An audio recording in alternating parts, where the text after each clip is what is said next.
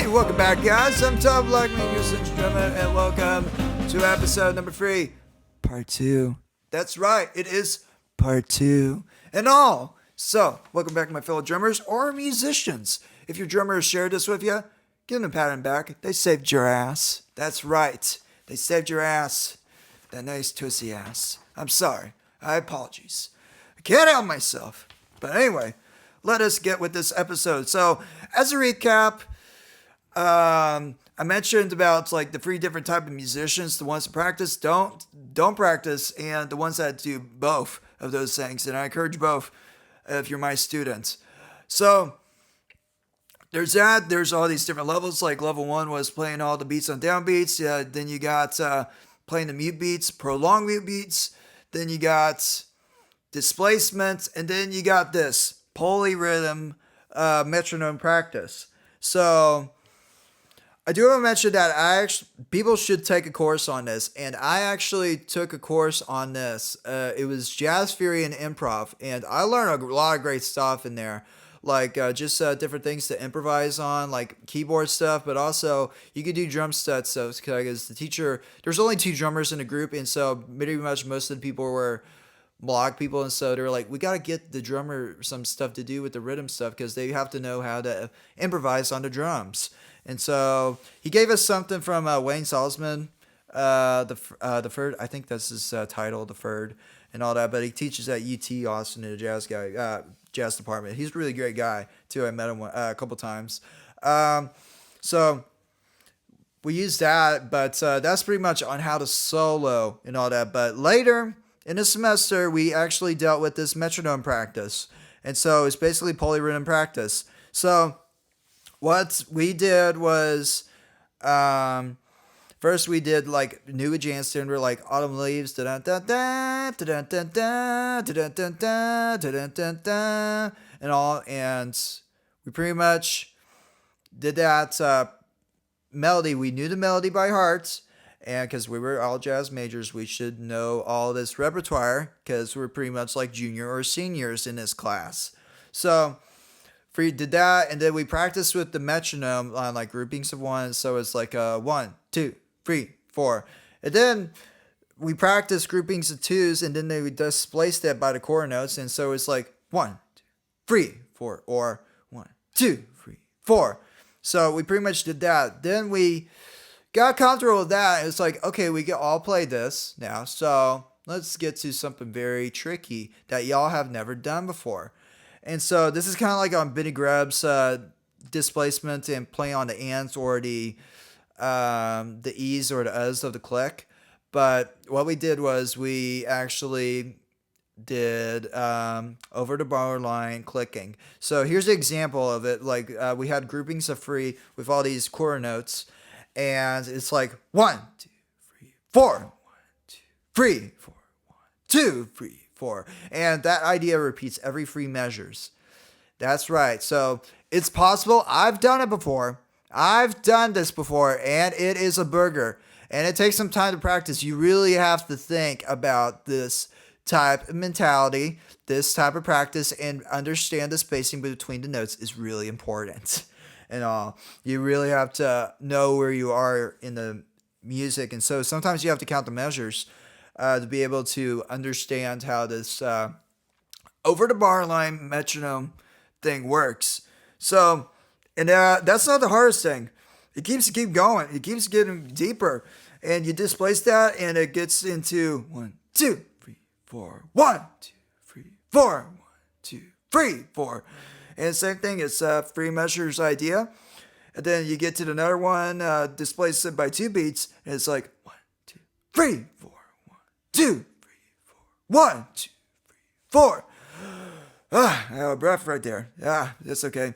And he challenged us also to like have spacing much space as possible. So we did what I said before to like kind of like that exercise I was saying, prolong mute beats. So we did like the click, just 1 quarter note per measure. So we had it like on 1 or 2 or 3 or 4, and not ands but or.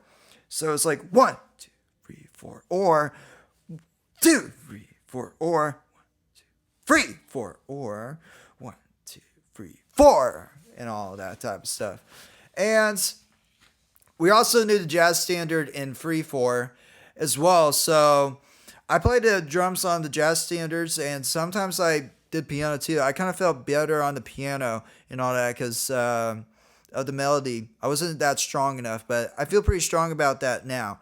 So we did it in 3/4, and we had the groupings of 1 again, and so we did groupings of 2, which is like 1, 2, 3, 1, 2, 3. I almost said 4 there.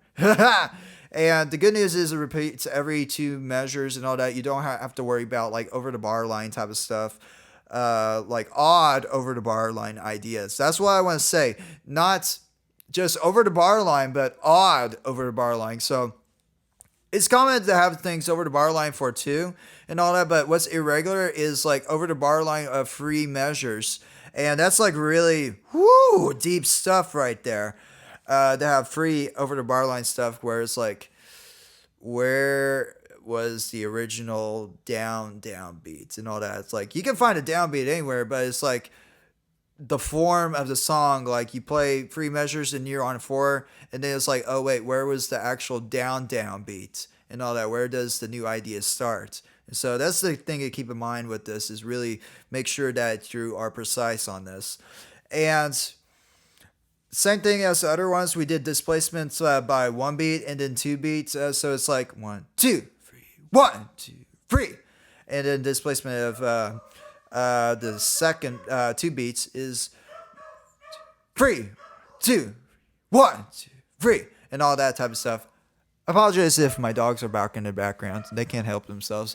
Not sure if you can hear that and all. So, but and we did the same thing as the other quarter note thing. So we did like the prolonged 1 click by 1 measure. So it's like 1, 2, 3, or 1, 2, 3, or 1, 2, 3. And right now, this is just a lot of material. Like, I'm glad I'm doing this part 2 for y'all, because this is super deep. Like, if you're already done with that Benny Greb's metronome practice that he does, then this is the next level for y'all. Like, it's just super insane. So the next thing I want to mention is we already did like quarter note stuff. So let's mention eighth note subdivision in 4/4. So the click is like every eighth note, not quarter, but eighth. And so the same thing applies with these groupings, but sometimes you get the same thing. Like if you do groupings of 2 and eighth notes, you basically got like quarter notes. But if you displace it by an eighth note, then you got something that Benny Greb does, is the ands. So this is just a very more, the clicks are coming closer together to each other with these groupings. And you can do groupings of 3 with no displacement. So it's like 1, 2, 3,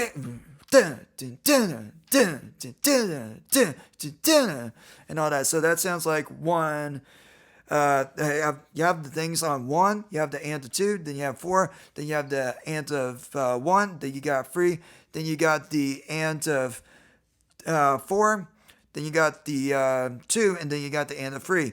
So that is it's basically like the other thing, but it's just more compressed and all that. It's more closer together. So, and you can do this displacement thing with eighth notes, and it's like the same thing as the other one. It's just it's more compressed. So it's like the and of 1, you got the 3, you got the and of 4, you got the 2, you got the and of 3, you got the 1, you got the and of 2, and then you got the 4. And then you displace it by a quarter note, and then you got this idea, which is you got the 2, you got the and of 3, then you got the 1, you got and of 2, you got the 4, and then you got the and of 1, and then you got the 3, and then you got the and of 4. And so if you're writing these down, like these are all 3 measure ideas. And so you just lay them out, you start to see a little trend that they kind of scoot over a little bit. And that's what to keep in mind, is that like there's the same thing. It's just it's played in a different spot. And you're about to listen to the craziest thing I will mention on this podcast is with this metronome stuff, the craziest thing is the eighth note triplet subdivision.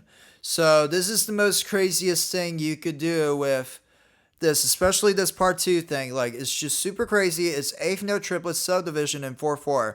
Now you can do 3/4 and all that, but I don't think I'll mention that now.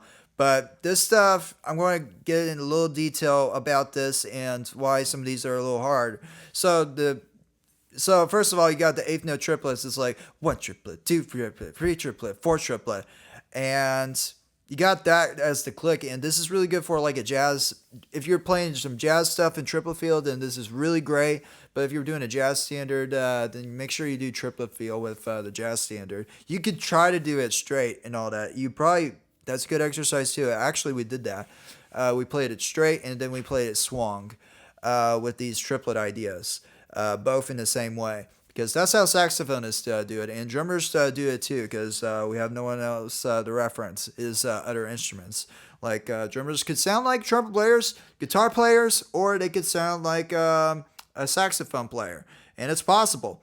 So there's groupings of one, like just da da da da da da da and all that type of stuff. Then you got groupings of two, and it's like quarter note triplets, and so it's like one triplet, two triplet, one triplet, two triplet, three triplet, four triplet, and all. So that's the tricky thing, is like over the bar line stuff, and you really have to think more and more with these things, because this is starting to get to uncomfortable territory for you. Like, if you're comfortable with all the other stuff, this is going to make you really wheezy and uncomfortable.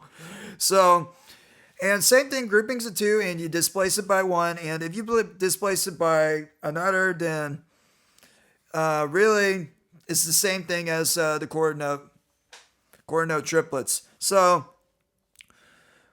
this next grouping, group two, displacement one, it has the trip, and then it's best way to explain it, has the trip on the one, then you got the two and lit, and then you got the trip on the free, and then you got four lit.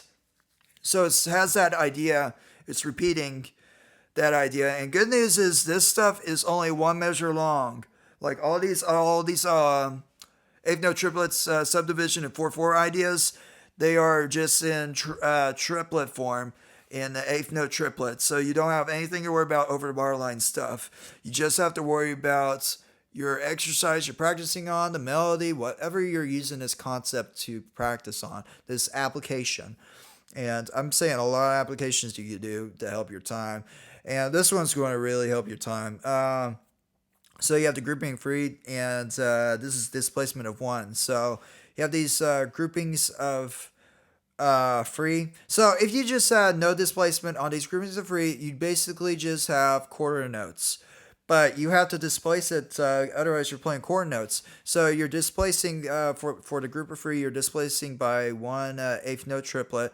And so it's like one triplet, two triplet, three triplet, four triplet. This is going to be the hardest thing you're ever going to encounter, because we don't have too much of a reference on the trip and all that. It's very tricky to maintain that feel. And especially me, sometimes if I do that, like I really have to pay attention to spacing my notes, harder concentration, and really focus on not straightening it out. Because sometimes for me, when I play this, like sometimes my habit is straightening that note out. And it's like da da da da, but it's like da da da da da da da da da da, and all that type of jazz. So to me, that is one of the hardest things you can do, but we keep going. We have groupings of three, but displacements of two. So the good news is it's like playing the and, but it's the jazz feel of the and not the other way around. So it's like one, lit, two, lit, three, lit, four, lit, and all. So that's the swing thing. It sounds swung, and it is swung. And so when you're playing some of this jazz stuff and you're playing with the metronome, and it's kind of fun to play with that. And it's a little challenging because sometimes you're like, am I dragging Russian? And am I paranoid with all this metronome stuff that this guy is saying? Yes, you are, sir. Yes, indeed. Yes. So we're not done yet. That's right. Don't tell me to shut up. That's right. That's right, you sexy son of a bitch. So, the next thing is grouping support, and there's no displacement yet. And all this is just basically half note triplets you're playing. And not much to say about that. It's like every other thing, except you really have to listen and, like I always said, as other ones, really listen, pay attention to the way you're playing and all that. And so it's like basically quarter note triplets with that to click while you're practicing your exercise. You got groupings of four, and you displace by eighth notes. And so you got the trip on the one, then you got the lit on the two, and you got four. So that's that one. And then you go, next step is quarter note triplet displacements. It's like the lit of the one, you got free, and then the trip of the four. And then, that's right. And then you got groupings four, and you got the quarter notes displacement. So this is pretty interesting thing to where it's basically you got the two, then you got the lit of give me a second. You got the lit. My apologies. The two, then you got the lit of. No, yeah, you can. It's hard to explain. Sometimes I have to see visually. So you got the two, then you got the trip of the freak, and then you got the let of the four. And then just goes back to its normal routine. So that's the tricky thing with this and all that. It's just a whole quarter note displacement, but you have the same idea. So I think that is pretty much all you need for right now, because this is very hard stuff, extremely hard stuff. So not a lot of people can actually know about this stuff.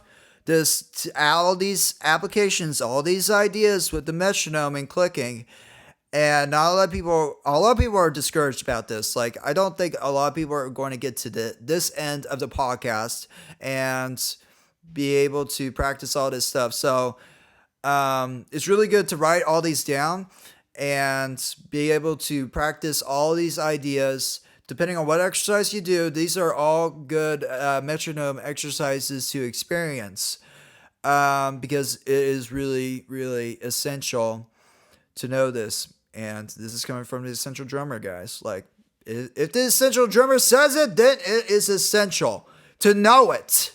That's right. So that's pretty much it with this episode, guys. So I hope you learned something today. Yeah, I'm pretty sure you did. I'm pretty sure you learned a thing today or two. You never know if you learned too much. So anyway, guys, I'm your Todd Blackman, your essential drummer, and I almost turned that around to the other way. I'm Todd Blackman, your essential drummer, and have a great day, guys.